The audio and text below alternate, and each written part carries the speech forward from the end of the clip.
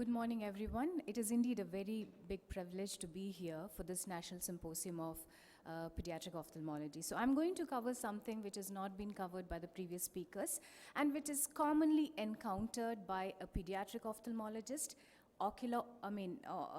oculoplastic surgeon and general ophthalmologist. The pediatric infective orbital cellulitis, few case scenarios, and these are the bunch of residents who worked with me hand in hand in monitoring the babies and also coordinating with the pediatricians. I have no financial disclosures or conflict of interest. A 27-day-old male baby with a progressive swelling in the left eye with a history of fever and no history of trauma. And this is how the baby presented with. There was proptosis, there is periocular fullness, and well, the child had an exotropia. So the ocular motility was also restricted or limited in this particular case. CT imaging was done, and as you can see here, there is an heterogeneous lesion in the medial orbit over here, and this is supposed to be a subperiosteal abscess. So this is subperiosteal abscess in a 27-day-old baby. How did we go about it? We went ahead with a medial canthal incision and drainage, and this is the amount of pus that we saw. So how do we manage these cases? Immediately as we get the pus, this is how we work up. We send the specimen for gram stain, KOH, blood agar, chocolate agar, and Saburat's agar, considering the aerobic and anaerobic microorganisms, as well as even the fungal culture.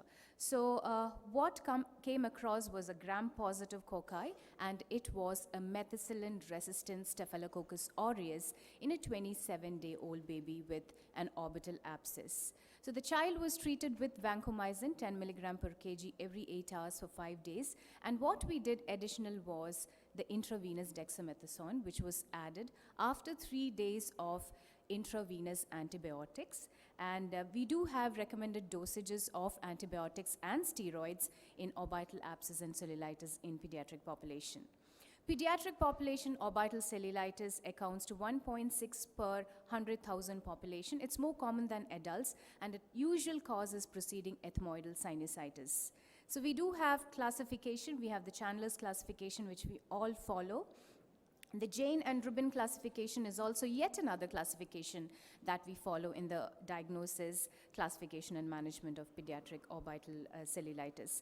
So the management of pediatric orbital cellulitis, we all know that it's usually conservative, but there are situations where you want to actually surgically intervene these cases by drainage of the abscess and treating them.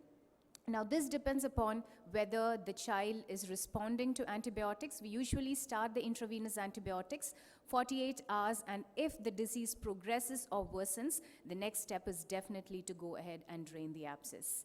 Very interesting case, an 8-year-old girl, headache, eyelid drooping, redness for 20 days, and gradual loss of vision. The father gives a history of chickenpox. 20 days back, she was referred to a neurologist and was diagnosed to have 3rd, 4th, 6th nerve palsy and optic neuritis. There was deterioration, and then further, the diagnosis was changed to orbital cellulitis. She was on systemic antibiotics when she was referred to us, and this was how she looked like. The best corrected visual acuity in the affected eye was no PL. Color vision was defected in the left eye. Pupil had grade 3 RAPD, and the VEP was also subnormal in the left eye. And the entire eye was frozen. There was complete limitation of ocular motility, and the fundus showed optic disc edema, which was very significant. Dr. Feroz, could you rush up? We are out of time. Yes, so this was the skin lesions that we saw in her with a history of previous chickenpox. We don't even know whether there was an infection of Staphylococcus. And this was the imaging that we saw, and this is the lateral rectus. You can see some cyst over there, heterogeneous intensity in the lateral rectus. It was a lateral rectus pyomyositis in this case, which was extending into the apex and also affecting like the optic neuritis, causing optic neuritis. Microbiology came as Staphylococcus aureus. She was on systemic antibiotics. Intravenous methylprednisolone was given for her with a diagnosis of orbital apex syndrome, pyomyositis, and optic neuritis. Her vision, fortunately, improved to 6/36 in the left eye with timely intervention in this particular case. Well, I'm going to skip this. Yeah, I think the case. next, So the conclusion, orbital cellulitis, pediatric orbital cellulitis is more common in children than adults, but it presents with varied presentation. Microbiology and pathology is also important in this situation, and timely intervention is very, very, very important. Thank you so much. thank you for sharing those interesting cases. And with that, we come to the conclusion of this course. I thank all the speakers and participants to make this course interesting and successful. Thank you so much for your attention.